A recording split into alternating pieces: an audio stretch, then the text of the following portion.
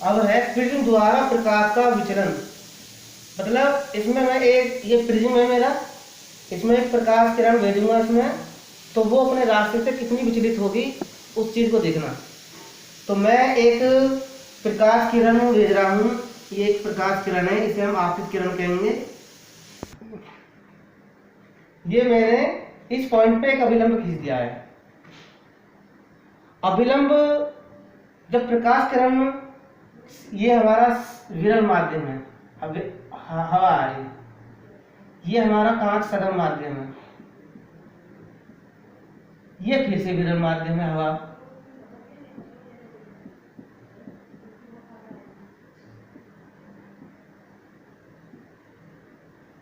तो जब ये प्रकाश किरण जब सघन माध्यम में जाएगी तो एक नियम बताया था मैंने कि सघन माध्यम में जाने पर प्रकाश किरण अभिलंब की तरफ झुक जाएगी। तो जाना था इसे ऐसे चाहिए, ये इसका रास्ता सही।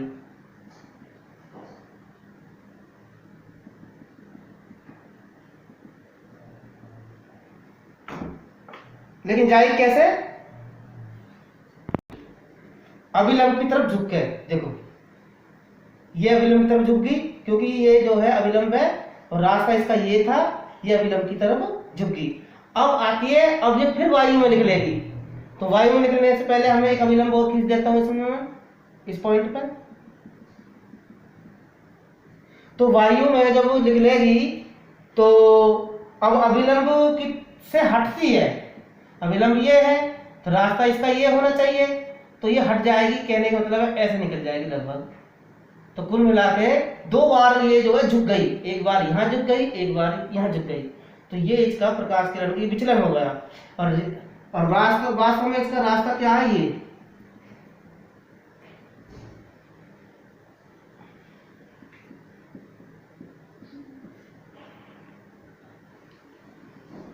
हमारी किरण का मेन रास्ता था, ये हमारी किरण का निकलने का रास्ता ये हमारी आपतित किरण है, निकलो इसे। ये अपवर्तित किरण है और ये निर्गत, निर्गत मतलब निकलने वाली, कांच में बड़ी, ये प्रिज्म के अंदर गई और फिर निकल के चलेगी, निर्गत किरण। इसकी सहायता से लेंसों को समझना बड़ा आसान हो जाएगा। आपतित किरण जब इस बिंदु पर आई तो ये अभिलंब हमने खींच दिया, तो अभिलंब की तरफ ये झुक गई, फिर अब इस बिंदु पे आई है, अब ये इस मतलब इस बिंदु पर आने के बाद में फिर ये विरल माध्यम में जाएगी, और अभिलंब विरल माध्यम में जब जाती है तो अभिलंब से हट जाती है, तो ये हट गई। तो वास्तव में इसका रास्ता तथा ये अभी रास्ता होगा इसका, पीछे को मिला देते थोड़ा सा इसको, और ये वाला जो कोण कहलाएगा इसका डेल, इसे डेल कहते हैं। ये 6 की तरह होता है, थोड़ा ऐसे 8 का कटा था, डेल कहलाता है।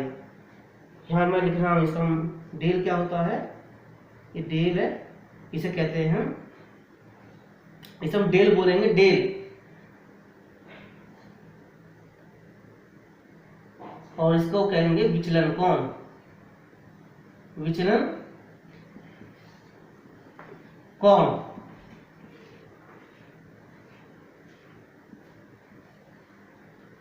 तो आपतित किरण, ये आपतन कोण है आई, ये हमारा अपवर्तित कोण आर है। अब इस बिंदु के लिए ये आई कोण हो जाएगा, आपतन कोण, इसे आई डैश कह दो, ये निर्गत कोण हो जाएगा, आर डैश कह दो। तो कुल मिलाकर 2 बार विचलन हो रहा है, एक बार यहाँ हुआ विचलन, एक बार यहाँ, तो 2 बार विचलन होने पर इतना डेल बन रहा है। तो ये जो विचलन कोण है हमारा, ये विचलन कोण कम ज्यादा हो सकता है आई को चेंज करने के साथ साथ। तो हम आई को बढ़ाएंगे एक, तो हो सकता है मतलब विचलन कोण घटेगा बढ़ेगा। एक कोण, एक कंडीशन ऐसी आएगी जब विचलन कोण एक न्यूनतम सबसे कम होगा। तो सबसे कम कोण को न्यूनतम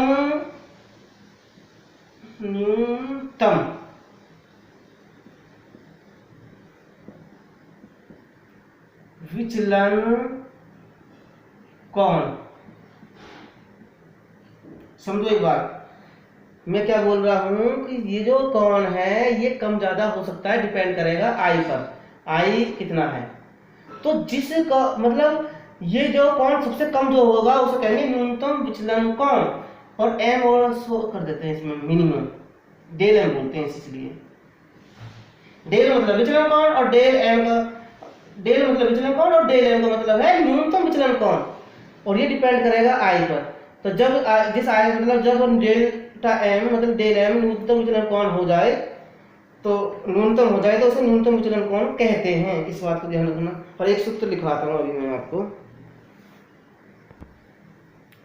हाँ, तो अगर हमें ये पता लग जाए कि डेल एम कितना है और ये ऊपर वाला ये कौन, इसे कहते हैं प्रिज्म कौन। मान लीजिए ए है, ये कौन प्रिज्म कौन है ए,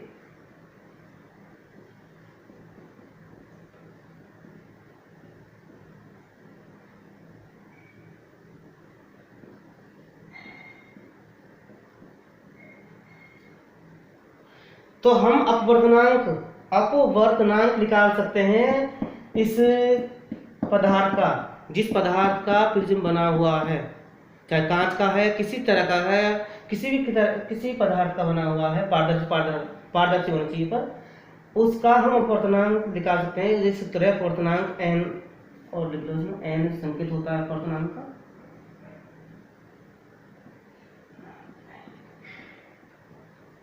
साइन ए प्लस डेल्टा एम बटे 2 बटे साइन ए बटे 2, ऊपर वाले में डेल्टा एम और जोड़ देंगे में, इसमें ए बटे 2 रहता है, ये सूत्र है।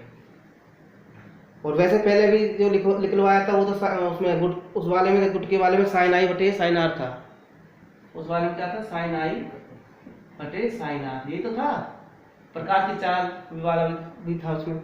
लेकिन इसमें क्या है, ये प्रिज्म के लिए सूत्र है, प्रिज्म के लिए अपवर्तनांक का सूत्र है। ओके,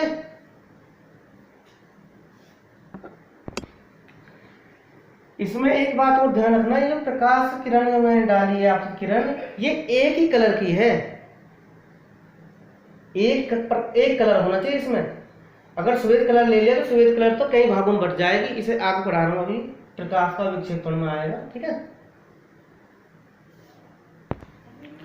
इसमें अगला पॉइंट है प्रिज्म द्वारा श्वेत प्रकाश का वर्ण विक्षेपण। श्वेत प्रकाश मतलब जैसे बिल्कुल जैसे सूर्य प्रकाश आ रहा है, जब हमारी ट्यूबलाइट है, ये श्वेत प्रकाश होता है, और इनमें छुपा हुआ रंग 7 रंग होते हैं इनके अंदर, और प्रिज्म इन 7 रंगों को अलग अलग कर देगा, यही वर्ण विक्षेपण कहलाता है।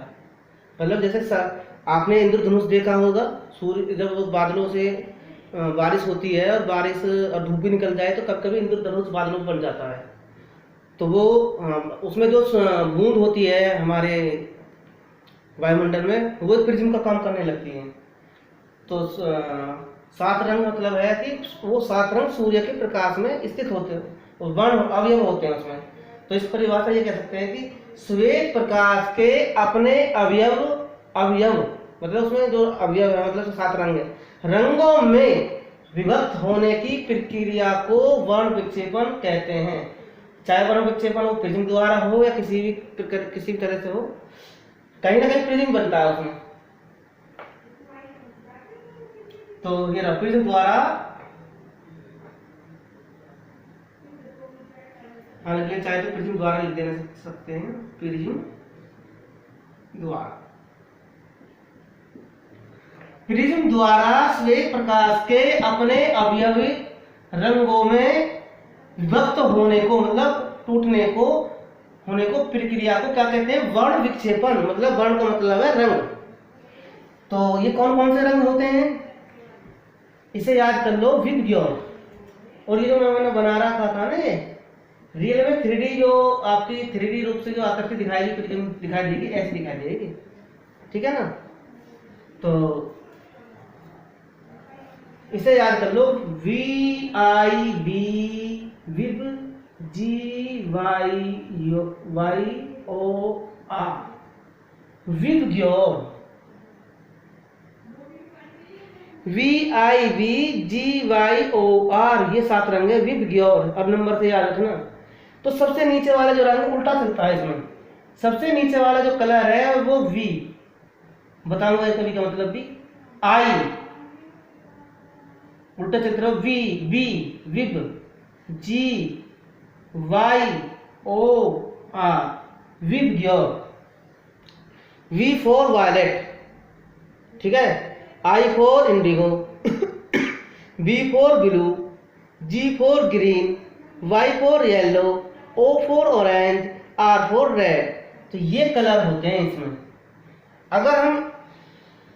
अगर आप कलर लोगे, आप ये वायलेट कलर ले लो, इंडिगो ले लो, ब्लू ले लो, ग्रीन ले लो, येलो ले लो, ऑरेंज ले लो, रेड ले लो, जो रियल कलर होते हैं उन्होंने मिला दो तो वो व्हाइट रंग बन जाएगा दिखने में, ठीक है।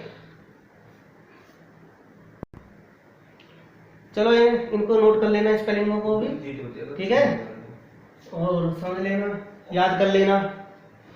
परिभाषा है, सवाल आएगा कि प्रिज्म वर्ण विक्षेपण किसे कहते हैं, तो ये लिख देना, प्रिज्म द्वारा श्वेत प्रकाश के अपने अवयवी रंगों में विभक्त होने की प्रक्रिया को वर्ण विक्षेपण कहते हैं, और इस चित्र को बना देना, ये प्रिज्म है, ठीक है। थोड़ा सा और पढ़ा देता हूँ वहाँ पे। पहले ध्यान से लो, जो भी पीछे में बताया था मैंने, प्रिज्म में प्रकाश का विक्षेपण में सबसे नीचे कौन सा रंग था,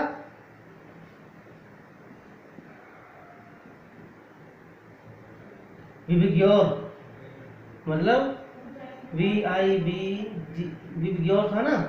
तो सबसे नीचे वायलेट, इंडिगो, ब्लू, ये 3 कलर रहते हैं। तो सबसे ज्यादा विचलित ये होते हैं, रेड सबसे कम विचलित होता है। अगर सूर्य से जब प्रकाश किरण आती है तो सबसे ज्यादा प्रकाश जो आएगा सफेद में से लाल रंग का प्रकाश ज्यादा आएगा।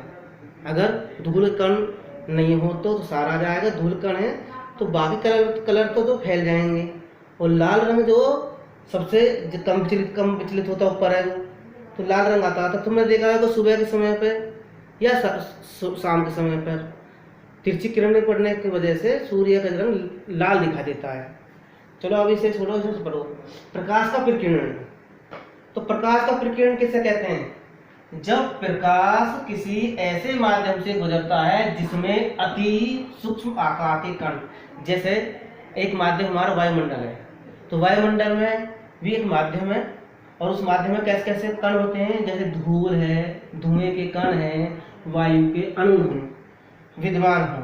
तो इन कणों के द्वारा प्रकाश का कुछ भाग सभी दिशाओं में फैल जाता है। कौन से?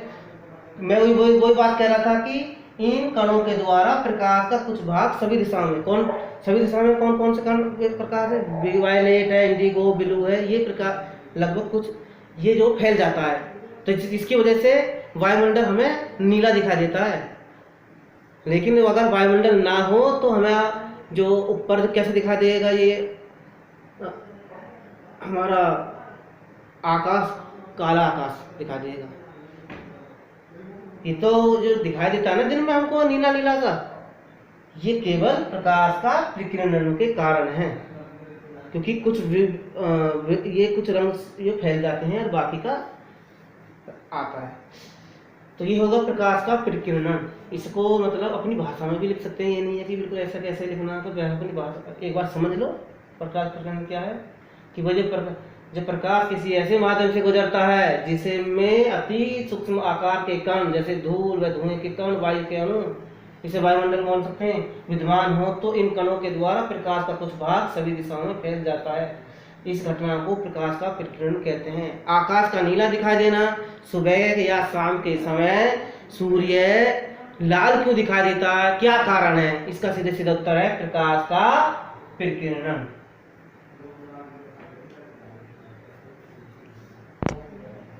इसे और देखिए, प्रकाश के प्रकीर्णन पर आधारित कुछ घटनाएं मैंने पहले बता दी। आकाश का रंग नीला दिखाई देना, सूर्योदय मतलब जब सूर्य निकलता है, अथवा सूर्यास्त मतलब जब सूर्य छिपता है के समय सूर्य लाल दिखाई देना। हालांकि मान लीजिए यहाँ सुबह सुबह सूर्य तिरछा रहता है, इधर है मान लीजिए सूर्य, तो जब सूर्य किरणें आएंगी ऐसे, एक समय तो ऐसा आ रही है, एक बार जब दोपहर होगी तो ऐसे आएगी। तो वायुमंडल ये है, तो वायुमंडल थोड़ा सा ये है जब तो इतना, और यहाँ से लेकर यहाँ तक आएगी, तो ज़्यादा वायुमंडल घिर रहा है, आ रहा है। तो जब ज़्यादा वायुमंडल रहेगा तो प्रकाश की किरण वो है, इसके अंदर 7 रंग जो होते हैं सूर्य के प्रकाश में, वो ज़्यादा फैलेंगे प्रकीर्णन की वजह से। प्रकीर्णन का काम क्या है कि रंगों को फैलाना, फैल जाता है। तो प्रकीर्णन की वजह से रंग जो फैलेंगे, तो जो रंग सबसे कम झुकता है, लाल रंग कम झुकता है, तो लाल रंग ही आंखों पर पड़ता है और इसलिए सूर्य का रंग लाल दिखाई देता है सुबह के समय। अब इसमें जो है प्रकाश का प्रकीर्णन कम होगा जाता, अधिकतर सभी प्रकाश मनुष्य तक पहुंचेगा, तो इस समय जो है वो सफेद दिखाई देता है दोपहर को। अब आ जाओ शाम के समय। शाम के समय भी वही बात है कि माध्यम ज़्यादा पड़ रहा है, मतलब धूल के कण का, तो वायुमंडल ज़्यादा पड़ रहा है, तो इसमें जो है प्रकाश फिर ज़्यादा फैलेगा। और कौन सा कलर नहीं फैलेगा? तो लाल या विबग्योर, VIBGYOR, विबग्योर। तो ये 2 रंग ज़्यादातर ये नहीं फैलेंगे, ये फैल जाएंगे, क्योंकि जो लास्ट में है ये सबसे ज़्यादा फैलता है, उससे ज़्यादा ये कम फैलता है, उससे कम पर सबसे कम फैलता है रेड। तो रेड ही रंग आ पाता है, इसलिए इधर से भी और इधर से भी, सुबह के समय भी और शाम के समय भी प्रकीर्णन के कारण मतलब सभी रंग प्रकीर्णित हो जाते हैं और हमको लाल रंग दिखाई देता है। और मतलब लाल का कहाँ? ये सूर्य, इसलिए लाल दिखाई देता है। ठीक है, आज के लिए इतना ही बहुत है।